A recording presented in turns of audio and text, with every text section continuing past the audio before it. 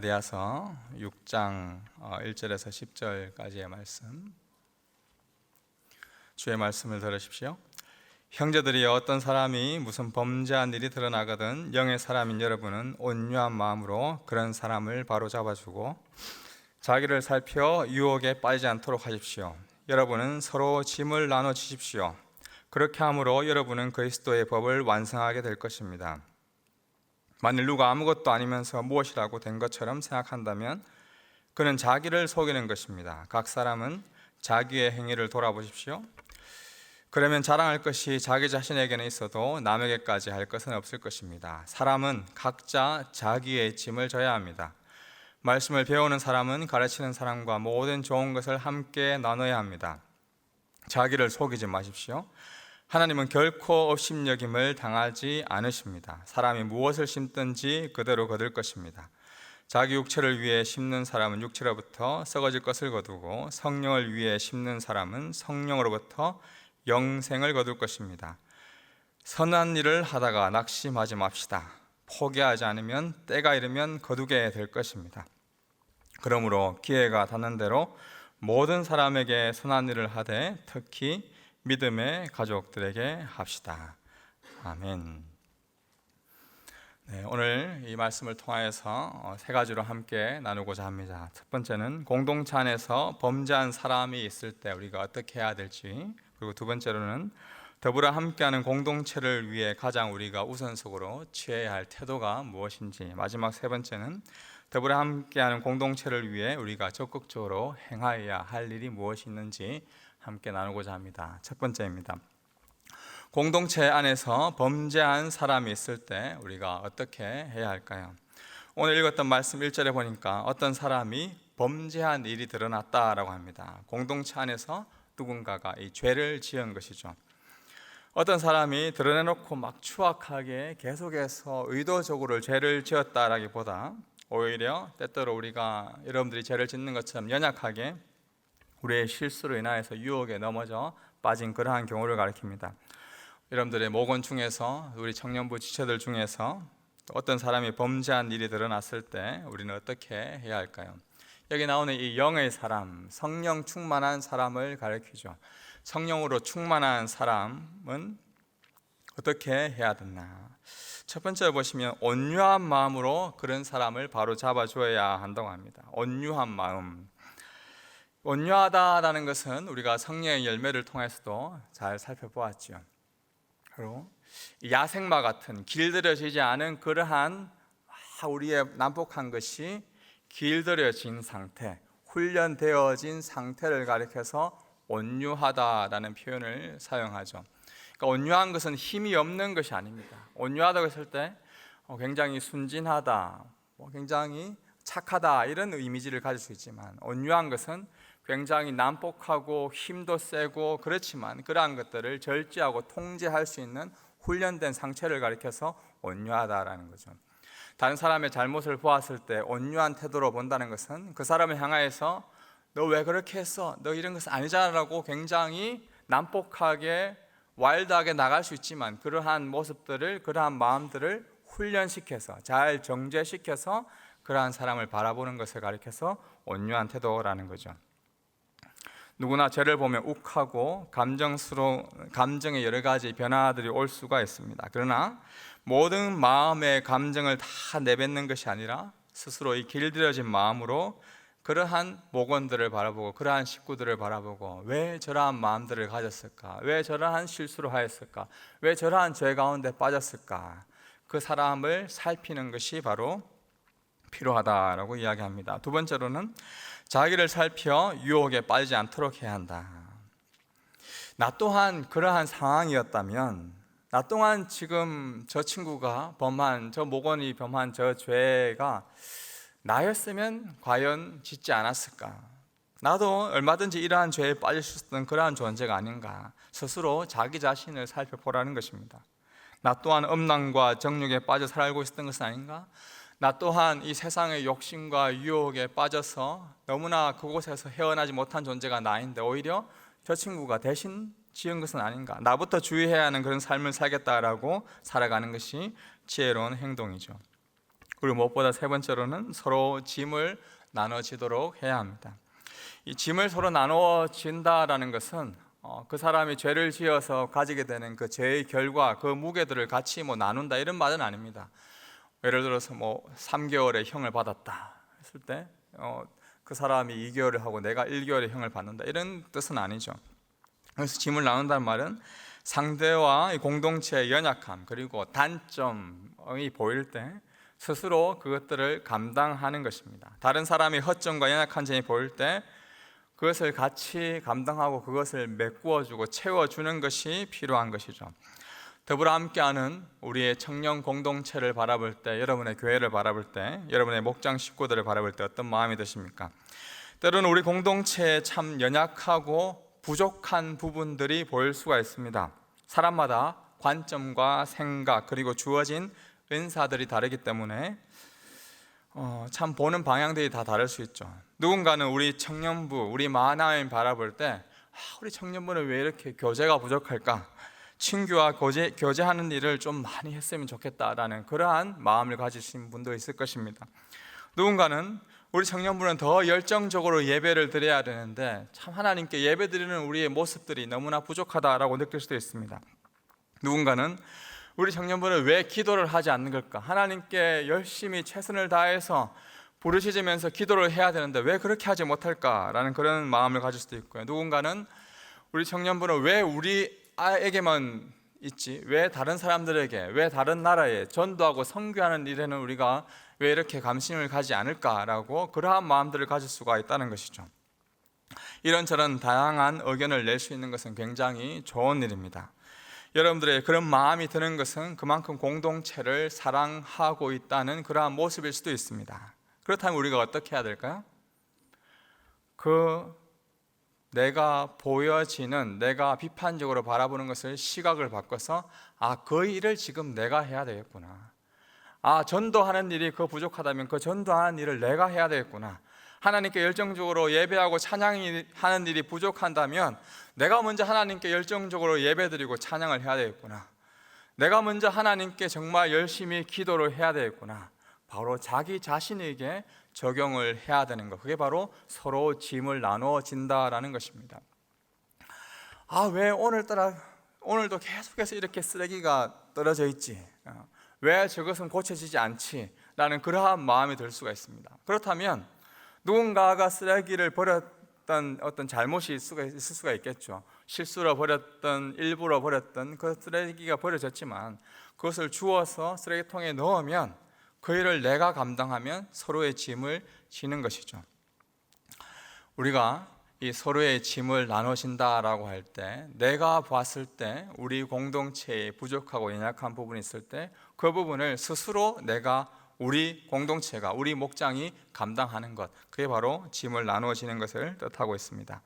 두 번째로, 더불어 함께하는 공동체를 위해 가장 우선적으로 그러면 가져야 할 태도는 무엇일까요? 오늘 본문 4절, 5절, 7절에 보면 각 사람은 자기 행위를 돌아보십시오. 그러면 자랑할 것이 자기 자신에게는 있어도 남에게까지 할 것은 없을 것입니다. 사람은 각자 자기의 짐을 져야 합니다. 자기를 속이지 마십시오. 특별히 이 7절에 보시면 자기를 속이지 말라라고 권면합니다. 자신은 별로 살피지 않으면서 다른 사람의 죄에만 관심을 가지고 있는 사람을 향해서 바울은 강력하게 자신을 속이지 말라, 너 자신을 속이지 말라라고 이야기하고 있습니다.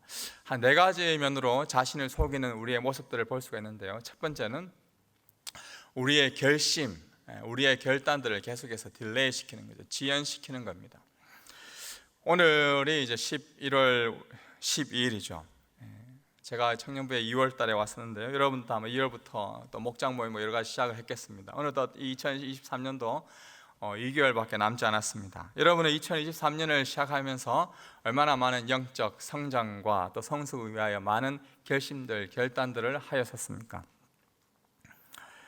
오늘 또한 제자훈련 수료하는 우리 수료생 여러분, 제자훈련을 시작할 때 여러분들은 어떤 결심들을 하였습니까? 우리는 스스로 자신을 속이면서 그때 결심하고 결단했던 것들을 계속해서 뒤로 미루어 오는 그러한 측면이 있습니다. 그것이 자기 자신을 속이는 줄도 모르고 그렇게 하죠. 제자 훈련 시작할 때만 하더라도 내가 이제 제자 훈련 하니까 더 하나님께 기도를 하겠습니다.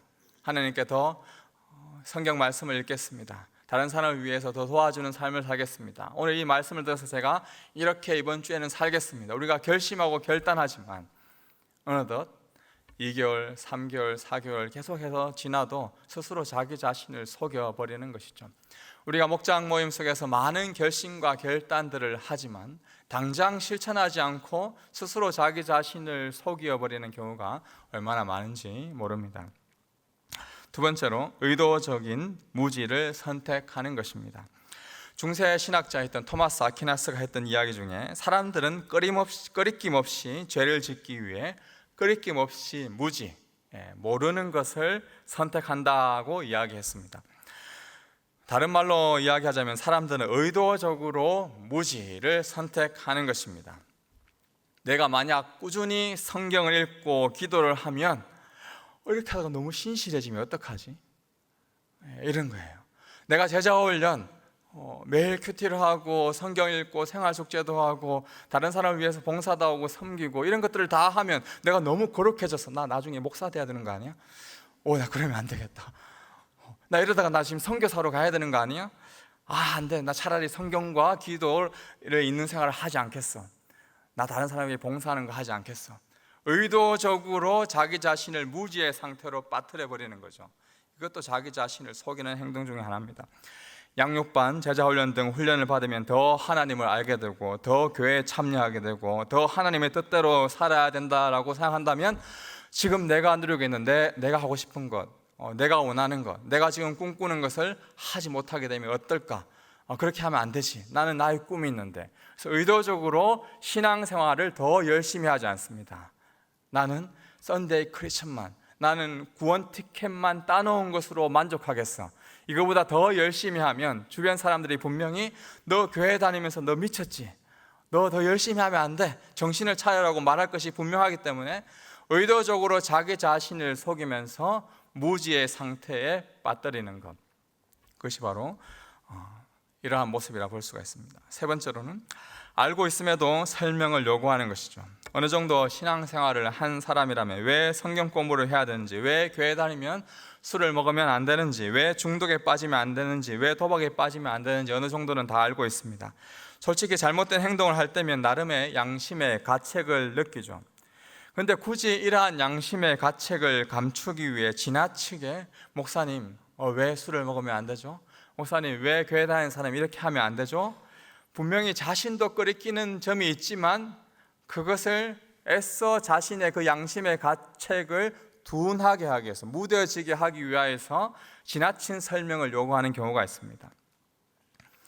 왜 술 먹지 말라고 하는 거야? 왜 한국 교회만 그러는 거야? 왜 우리 교회만 이렇게 말하는 거야? 더 설명을 들어봐야 되겠어. 왜 제자 훈련 끝나고 나서 봉사와 섬김의 자리에 가라고 하는 것이지? 나는 아직도 준비되어 있지 않은데, 나는 곧 다른 나라로 갈 건데 왜 나보고 섬기라고 하는 것이지? 스스로 합리적인 변명을 위해 지나친 설명을 요구하는 것은 어쩌면 스스로 자기 자신을 속이는 행동이라 볼 수가 있습니다. 피해갈 그러한 구실들, 예외 조항들을 계속해서 만들면서 지나친 설명을 요구하는 것도 자기 자신을 속이는 것이죠. 네 번째로는 타인에게, 다른 사람에게 말씀을 적용하는 것입니다. 하나님이 분명 나 자신에게, 지금 이 시간 나 자신에게 말씀을 하고 있는데 여러분들 마음속에 드는 생각은 어떤 생각입니까? 바로 지난주에 이 문제에 대해서 그 목원이 고민을 했었는데 오늘 이 2011년 12월 12일 이 말씀은 바로 그 목원이 들어야 되는데 지금 어디에 있지? 혹여나 어디에 앉아 있을까? 지금 말씀을 잘 듣고 있지 않을까? 안 들었다면 내가 유튜브에 링크라도 보내서 꼭 말씀을 듣게 해야 되겠다 라고 누군가에게 말씀을 적용시키는 것, 이게 바로 자기 자신을 속이는 행동인 것입니다. 자신의 죄를 전혀 자기 자신에게는 적용하지 않으려고 하지 않고 교회 다니는 그리스도인은 이렇게 해야 된다고 분명히 목사님께서 말씀하셨어. 너는 이렇게 살아야 해. 그게 바로 우리 하늘교회 청년부를 위해서 하는 일이야 라고 다른 사람에게 적용을 시키는 것, 자기 자신을 속이는 행동인 것이죠. 자신의 죄를 보는데 전혀 민감하지 않고 형제의 죄를 해결했다고 나서는 것은 공동체를 도와주는 것은 아니라 오히려 행패에 가까울 수가 있습니다. 마태복음 말씀에 보면 율법학자들과 바리새파 사람들, 늘 이런 행동을 하던 사람이었습니다. 그들은 말씀에 대해서 그 누구보다 잘 알던 사람이었습니다. 구약의 말씀들을 거의 외우다시피 암송하다시피 했던 사람들입니다. 누구보다 열심을 내었던 자들이죠. 그러나 그들은 그들을 자신에게 적용하지 않고 다른 사람에게 적용하는 데 열심을 내었던 자들입니다. 마태복음 말씀 보십시오. 그때 예수께서 무리들과 제자들에게 말씀하였습니다. 율법학자들과 바리새파 사람들은 모세의 자리에 앉아있다. 그러므로 너희는 그들이 하는 말은 무엇든지 다 행하고 지키라. 그들이 하는 말은 옳다는 거예요. 그것을 지키는 것은 맞습니다. 그러나 그들의 행동은 본받지 말라. 그들은 말만 하고 행하지 않는다. 그들은 지기 힘든 무거운 짐을 묶어 사람들의 어깨에 지우고는 정작 자신은 그 짐을 옮기는데 손가락 하나 움직이려 하지 않는구나. 스스로 자신을 속이며 공동체의 모든 짐을 맡기고 핑계대는 그러한 신앙생활을 하고 있지는 않습니까? 오늘 제자훈련 23명이 수료하고 있으니 내년 2024년은 바로 수료하는 이 23명에게 다 맡겨버려야 되겠다. 남에게 적용하고 있지는 않습니까? 그리고 내년 2024년 제자훈련은 바로 그 목원이 해야 될 것 같아. 나는 다음에 기회가 되면 하겠어. 그렇게 말하는 행동들이 바로 2000년 전 율법학자들과 바리새인들의 모습이었다는 거죠. 그래서 5절 말씀에 사람은 각자 자기의 짐을 져야 한다라고 말씀해 주고 있습니다. 마지막 세 번째로 더불어 함께하는 공동체를 위해 적극적으로 행해야 할 일이 무엇이 있을까요? 특별히 오늘 제자훈련 우리 수료를 하는 수료생 여러분, 이제 여러분들이 훈련을 수료하면서 어떻게 공동체를 섬겨갈 수 있을까요? 오늘 6절과 9절 10절입니다. 말씀을 배우는 사람은 가르치는 사람과 모든 좋은 것을 함께 나눠야 합니다. 선한 일을 하다가 낙심하지 맙시다. 포기하지 않으면 때가 이르면 거두게 될 것입니다. 그러므로 기회가 닿는 대로 모든 사람에게 선한 일을 하되 특히 믿음의 가족들에게 합시다. 말씀을 배우는 사람은 가르치는 사람과 모든 좋은 것을 함께 나눠야 할 것을 권면하고 있습니다. 이와 함께 10절에 기회가 닿는 대로 모든 사람에게 선한 일을 할 것을 당부하고 있습니다. 한 두 가지로 살펴보기 원하는데요. 첫 번째는 공동체를 위하여서 여러분들의 재정, 여러분들의 돈, 여러분들의 물질을 사용하십시오. 이것이 바로 적극적인 것입니다. 여러분들의 지갑을 열라는 것이죠. 여러분의 1개월 통장 어카운트를 한번 여러분들이 어떻게 썼는지 리스트를 한번 보십시오. 내가 어느 곳에 어떠한 환경에 있을 때 그걸 스스럼 없이 돈을 사용하는지 스스로 살펴보기 원합니다. 아마도 대부분 여러분들은 돈을 금금전략하면서 잘 모으고 살고 있을 것입니다. 어떤 영역에 있어서 그러나 전혀 고민도 하지 않고 스스럼 없이 기꺼이 아무런 생각 없이 카드를 긁는, 돈을 쓰는 그러한 행위를 하는 것이 우리의 모습 속에도 있습니다. 내가 좋아하는 취미 생활을 하기 위해서는 100불, 200불이든 전혀 아깝지 않고 그러한 제품 아낌없이 구입합니다. 새로 나온 스마트폰, 랩탑 구매하는 것은 누구보다 앞장서서 빚을 내서라도 합니다. 그런데 정작 다른 사람을 돕는 일에, 도네이션을 하는 일에는 단 2불도 아까워하는 나 자신의 모습은 없는지 스스로 살펴보아야 할 것입니다. 특별히 바울은 6절에 이 가르치는 사람과 모든 좋은 것을 함께 나눠야 한다고 권면합니다. 갈라디아서를 주석하는 대부분의 모든 학자들은 이 가르치는 자와 함께하는 모든 좋은 것을 물질적인 것, 재정적인 후원을 말하고 있습니다. 여러분은 말씀을 듣고 가르침을 받는 것이 얼마나 감사함으로 교회에 헌금을 하고 있습니까? 얼마나 말씀의 사역을 맡은 저와 성김이들을 위하여서 재정적인 후원을 하고 있습니까? 적어도 수입의 10분의 1은 하나님께 드리고 공동체를 위해 교회가 섬기는 그 일에 감당할 수 있도록 여러분들의 물질을, 재정을 하나님께 드리는 그러한 훈련을 하는 것, 그것이 바로 적극적인 것이죠. 나아가 모든 사람을 위한 사회적 필요에도 우리가 귀를 기울여야 합니다. 우리가 국가에 최소한의 세금을 내는 것, 이 국가라는 그 공동체의 사회적 필요들을 잘 운영하고 돕는 일에 우리의 재정을 사용하도록 하는 것입니다. 물론 정치를 잘하는지, 교육을 잘 교육하는지, 나라가 경제가 잘 돌아가는지 이런 여러 가지 우리가 면도 살펴봐야 하겠지만 최소한 우리가 내어야 할 세금을 내고 해야 할 의무를 다하고 목소리를 내야 하는 것이죠. 그러나 그런 걸 하지 않고 불평만 한다, 원망만 한다, 이것은 우리가 소극적인 모습이라 할 수가 있습니다. 두 번째로, 공동체를 위해 여러분의 시간을 내어 놓으십시오. 기회가 닿는 대로 모든 사람에게 선한 행동을 한다는 것은 굉장히 하면서도 굉장히 광범위한 포괄적인 개념입니다. 모든 사람을 위해 선한 일을 행하기 위해 무엇보다 나의 시간을 그들을 위해 내어 놓아야 합니다. 특별히 믿음의 가족들에게 먼저 그 시간을 내어 놓아야 하는 거죠.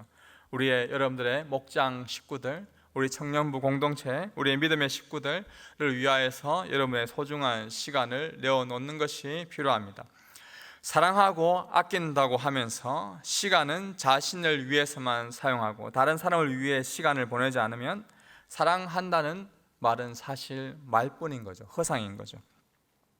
교회를 위해, 공동체를 위해 시간을 내어놓지 않고 신앙생활을 한다는 것은 어쩌면 신앙생활이 아니라 종교 생활을 한다고 볼 수가 있습니다. 바쁜 나의 일상생활 속에서 잠시 교회에 와서 마음의 평안함, 안정감, 그래서 다시 내가 살아갈 힘을 얻는 그러한 종교적인 모습, 그러한 종교 생활을 위하여서 나의 시간을 떼어 놓는 거죠.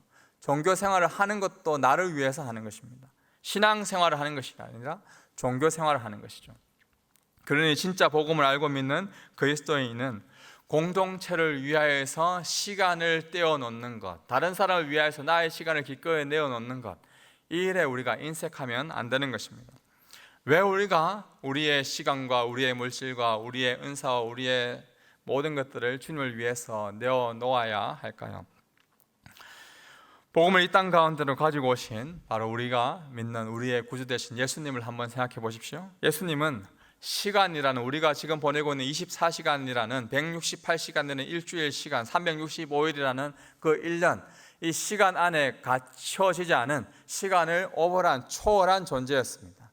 그러나 우리에게 그 시간을 내어주기 위하여서 이 시간이라는 이 곳에 들어오셨습니다. 본인 스스로가 24시간이라는 그 시간 안에 갇혀서 하루하루 생활하셨고, 그러면서 24시간을 본인 스스로를 위해서 보내신 것이 아니라 다른 사람을 위하여서 시간을 내어 놓으셨던 것이죠. 공동체를 위하여서 가르치고 고치고 봉사하며 하나님 나라를 전파하기 위하여서 그 시간을 내어 놓았던 것입니다. 자전과 마찬가지로 끊임없이 우리가 드라마나 유튜브나 릴스나 인스타 이런 것을 계속해서 하는 시간은 2-3시간 이상 보내면서도 다른 사람을 돕겠습니다, 오늘 이러한 봉사를 하겠습니다, 오늘 이러한 전도를 하겠습니다, 오늘 이러한 섬김을 하겠습니다 라고 할 때 우리가 너무나 나의 이 시간 10분조차도 아까워하는 모습이 나에게 있다면 우리의 신앙 자체를 점검해 보아야 합니다. 물론 우리가 공동체를 위해 적극적으로 물질과 시간을 내어놓는다는 것 참 쉬운 일은 아닙니다. 이뿐 아니라 영적인 필요를 채워주고 그들의 필요를 만족해 하는 일은 굉장히 어려운 일인 것이죠. 그래서 바울도 9절에 보니까 이렇게 권면하고 있죠. 우리 함께 다 같이 읽어볼까요? 선한 일을 하다가 낙심하지 맙시다. 포기하지 않으면 때가 이르면 거두게 될 것입니다. 이것이 이제 긍정적으로 이야기하고 있지만, 인커리지하고 있지만, 사실 선한 일을 할 때 우리가 낙심한 일이 참 많다는 겁니다. 포기할 경우가 참 많다는 거죠. 낙심, 상심, 포기, 좌절될 일이 많습니다. 씨앗을 땅에 심고 열매를 거둘 때까지는 오랜 시간이, 정성이 요구됩니다. 씨앗을 땅에 심었지만 그 다음날 바로 열매를 맺는 것이 아니지 않습니까? 갑작스러운 자연재해가 올 수도 있고, 내가 정말 잘 가꾸었는데 태풍이나 홍수, 가뭄 등으로 삶의 어려움들이 찾아올 때가 있습니다. 그렇게 되면 자연스럽게 낙심이 되기도 하죠. 포기할 일이 얼마나 많은지 모릅니다. 예수님은 이 땅에 오셔서 자신의 온 재산과 시간, 자신의 온 몸을 제자들을 위해 사용하였습니다. 3년 동안이나 제자들과 동거동락 그들과 같이 있으면서 그들을 먹이시고 그들을 입히시고 하나님 나라에 대해 열심히 가르치셨습니다. 그런데 십자가를 지고 고통을 받던 예수님에게 제자들이 보였던, 3년 동안 가르침을 받았던 그 제자들이 보인 행동은 무엇이었습니까? 나는 모릅니다. 나는 제자 훈련 받은 적이 없습니다. 나와는 상관이 없습니다. 무시하고 외면하고 부인했죠. 마태복음 23장의 베드로의 모습을 보십시오. 그때 베드로는 뜰에 앉아 있는데 한 하녀가 베드로에게 다가와 말했습니다. 당신도 갈릴리 사람 예수와 함께 있었던 사람이군요. 그러나 베드로는 모든 사람들 앞에서 그 말을 부인하며 네가 도대체 무슨 말을 하는지 나는 모르겠다고 했습니다. 오늘날 바로 우리에게도 똑같은 말씀인 거죠. 너 지난번에 제자훈련 받을 때 그래 오늘 간증을 들어보니까 너 지난번에 그때 간증 들었을 때 너 그런 말 했었잖아. 너 헌신한다고 했었잖아. 나는 모르는 일이요. 내가 언제 내가 제자훈련 한 것도 기억이 나지 않소. 나는 모르. 나는 절대 그런 일을 한 적이 없어. 나는 이대로가 좋소. 바로 베드로의 모습이 오늘날 우리의 모습은 아닙니까? 사실 인간적으로 이러한 제자들의 모습이 보일 때 예수님께서 얼마나 많은 낙심, 얼마나 많은 상심을 하였을까요? 얼마나 포기하고 싶은 마음이 많이 드셨을까요? 겟세마네 동산에서 땀이 핏방울같이 떨어지도록 기도하시면서 외쳤던 그 예수님의 기도 소리를 들어보십시오. 아버지여, 만일 아버지의 뜻이면 내게서 이 잔을 거두어 주십시오. 그러나 내 뜻대로 하지 마시고 아버지의 뜻대로 되게 하십시오. 이 고난의 잔을 거두어 달라고 간절히 기도하며 낙심과 상심의 자리를 피하고 싶었던 그 인간적인 예수 그리스도의 그 심정이 느껴지십니까? 우리 목자들 고생 많으신데요.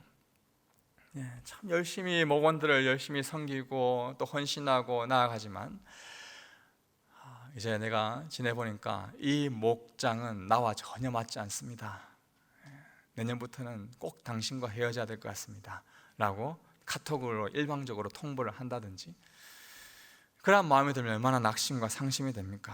내가 더 이상 이 교회는 나랑 맞지 않아서 이 교회를 떠나야 할 것 같습니다. 그렇게 말이 들 때 얼마나 많은 낙심과 상심이 들까요? 예수님께서도 그러한 마음들 참 많았던 것이죠. 그럼에도 불구하고 예수님 끝까지 그 길을 걸어 가셨습니다. 베드로후서 3장 15절, 베드로가 기록한 이 베드로후서 말씀에 보니까 이렇게 기록되어 있습니다. 또한 우리 주의 오래 참으심이 구원이 된 줄로 여기십시오. 주님께서 오래 참으셨기 때문에 구원이 되었던 것입니다. 요한복음 21장에 보면 네가 나를 사랑하느냐 베드로에게 물으셨죠. 네가 나를 사랑하느냐, 네가 나를 사랑하느냐 3번이나 물으셨던 그 예수님의 그 물음 앞에서 내가 주님을 사랑합니다, 내가 주님을 사랑합니다, 내가 주님을 사랑합니다 라고 고백하였던 그 베드로.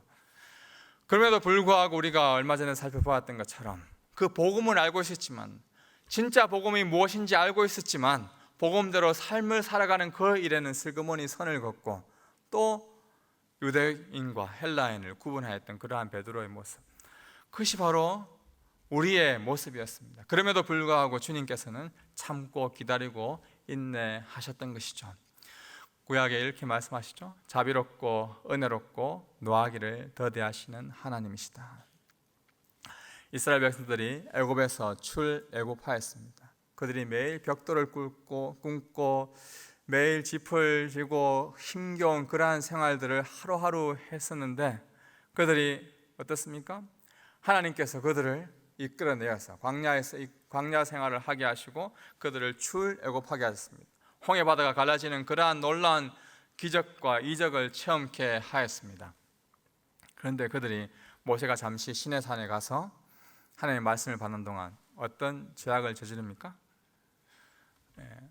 금가락지, 금 목걸이, 금을 다 모아가지고 금 송아지를 만들어가지고 이것이 우리를 이끌어낸 신이요라고 우상 숭배를 하게 됩니다. 그러한 그들의 모습을 보게도 하나님께서는 뭐라고 하십니까?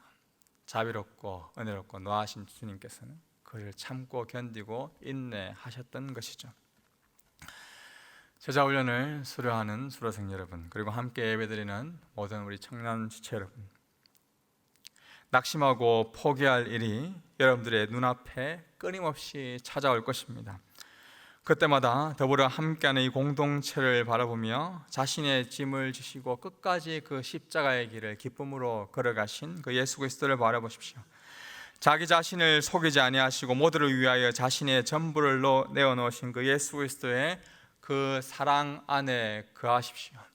주님께서 참지 않으셨다면 2023년 11월 10일 우리는 예배 자리에 나오지 못하였을 것입니다. 주님께서 참으셨기 때문에 지금까지 우리가 이 자리에 올 수 있던 것이고, 또한 지금도 여전히 참고 계시는 그 주님이 있다는 그 소망 때문에 우리가 또한 담대하게 학교로, 직장으로 나아가서 또한 우리의 이웃들, 아직까지 하나님을 알지 못하는 그들에게 참으시는 그 하나님, 인내하시는 그 하나님, 신실하신 그 하나님 우리가 전파할 수 있는 것입니다. 그 귀한 일에 잘 쓰임받는 우리 모든 훈련생들과 우리 청년부 되기를 주님의 이름으로 축복합니다. 기도하겠습니다. 하나님,